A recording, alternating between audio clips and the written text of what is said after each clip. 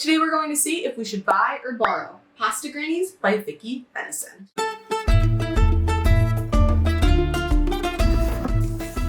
This is the cover of the Pasta Grannies cookbook by Vicki Bennison, The Secrets of Italy's Best Home Cooks. And I'll have a link to this cookbook below in case you're curious about checking it out after this video.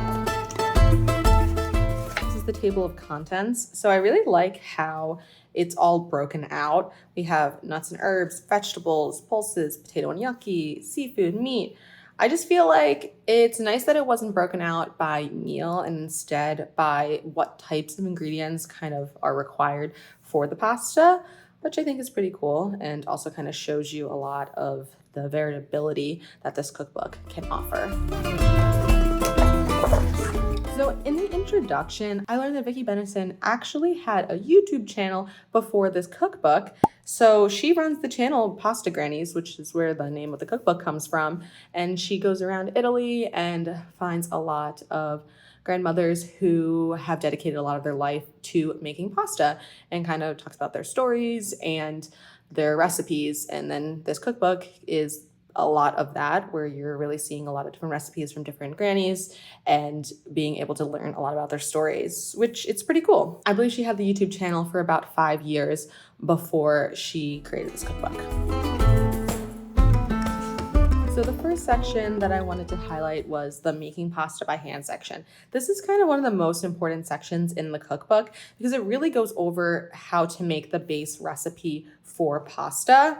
So it talks about all of the importance of the different types of ingredients. So different flours, different eggs, different cheese. And what I think is really cool is they give you a lot of reason as to why certain ingredients are more important to buy, maybe a specific type of flour, a specific egg. Like here it says, buy organic, free-range eggs if possible. Orange yolks create a more colorful yellow-hued pasta. And I think that that is valuable information because they're not kind of pushing buy organic or buy this or that, but they're giving you a lot of reasons as to why they use certain ingredients in their recipes, which I think is good, especially if you are new to making pasta. And then they do the same for like tomatoes and fats. And then they tell you all about the different pasta tools that you can use. And that way you can feel pretty set up for success when you're going through to learn how to make pasta. And this section is so cool to me because there's this little pamphlet here and it has all different stories of a bunch of the different pasta grannies.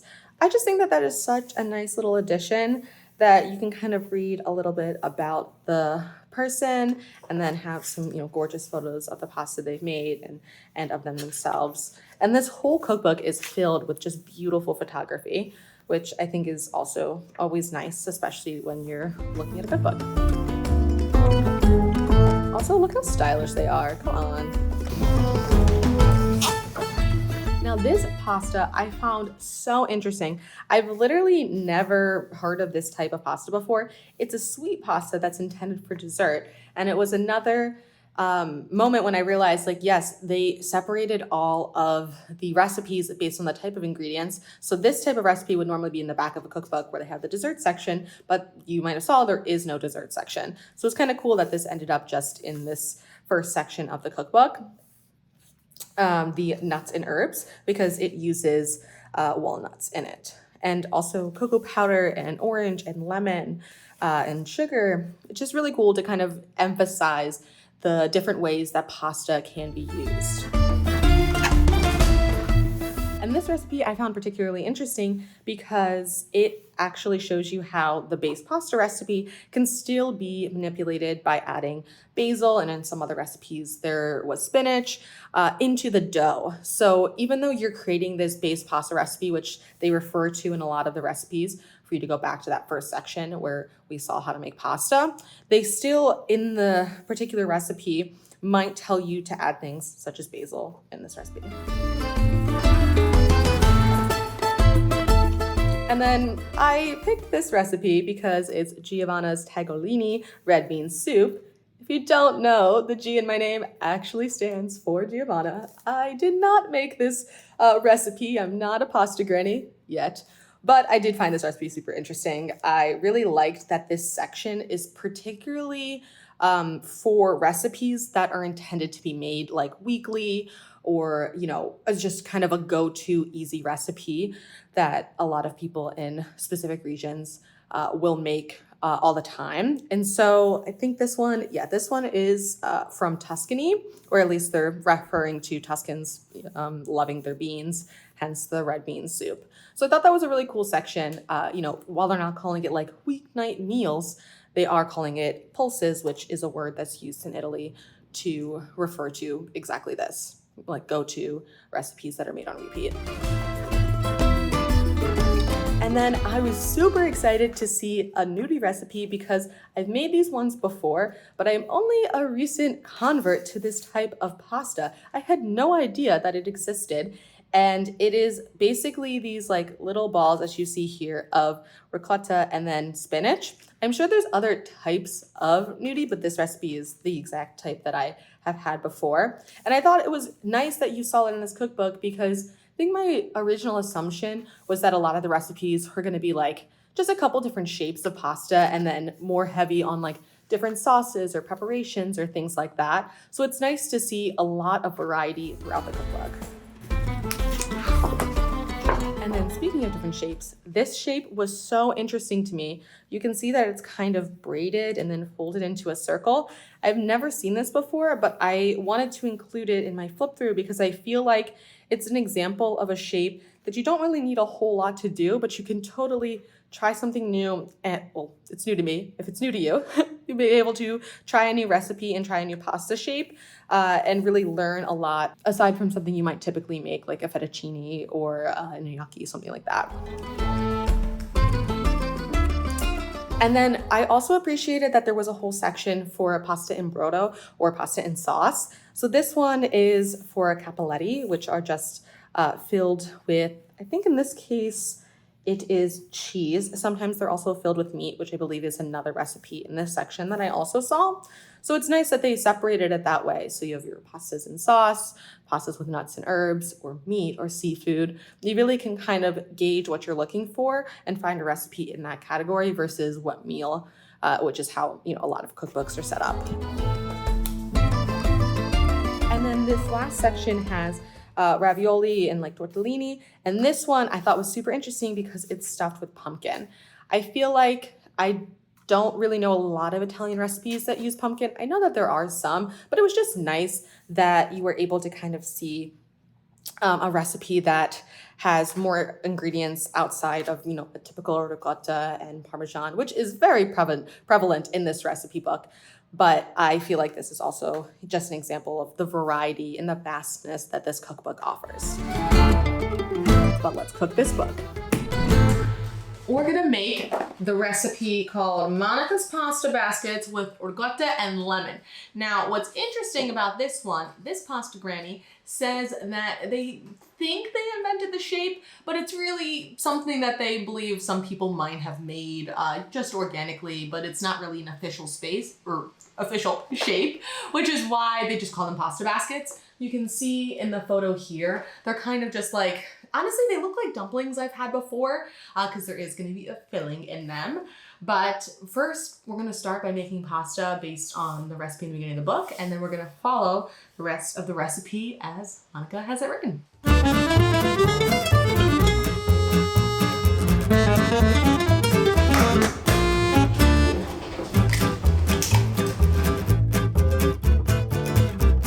I did just measure these eggs for their weight because it says that you should have 55 grams of an egg, which is about 2 ounces, or about 1 egg for every 100 grams of flour. And this specific portion recipe, Monica's Pasta Baskets, are calling for 100 grams of flour. So I need 165 grams of eggs. They say if you're down eggs, you can either crack another one or add some water if it's just a little bit. And then if you have more, which was my case, I just took some out. So exact. So, that's probably the most exact pasta recipe I've ever seen. Let's see how it turns out. I just moved this so you could see it better. Do not recommend putting your flour in the wrong spot.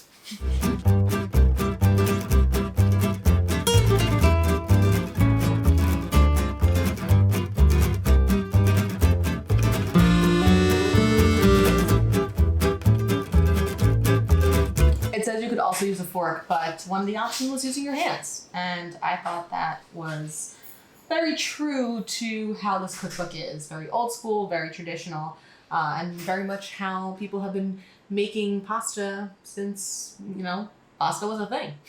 Si sa, noi del sud collezioniamo caffè a scrocco, imbattibili nel lancio di parole dai balconi, siamo tesserati al club delle comari. Se prende spazio l'indifferenza, resta il silenzio di un condominio anonimo, porta pazienza al perbenismo, io preferisco il rumore della verità. While my dough rests, I am going to make the filling for our baskets. So I have some ricotta, some Parmigiano Reggiano, and a lemon, which we're going to use the zest of.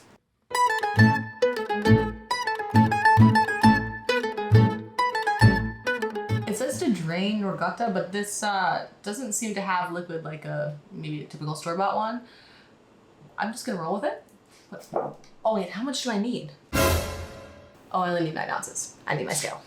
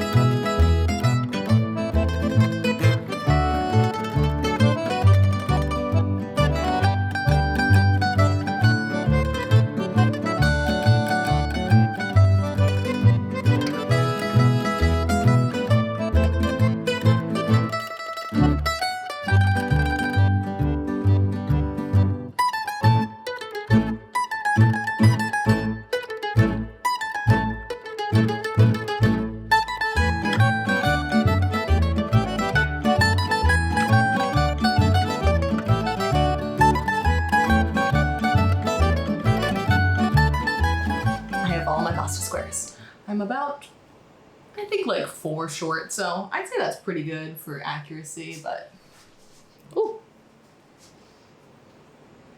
they look pretty good if you ask me.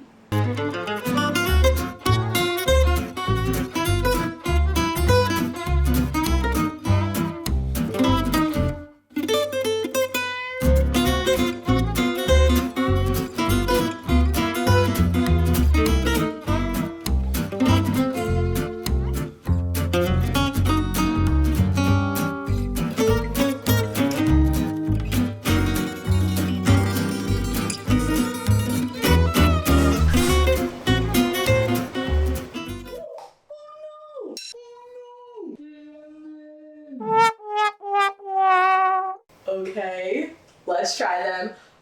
These look incredible. They smell great. I've also never had cinnamon on top of pasta, at least that I can remember. I know that in certain dishes, like nutmeg and cinnamon go. So I'm curious. And this is just butter right on top.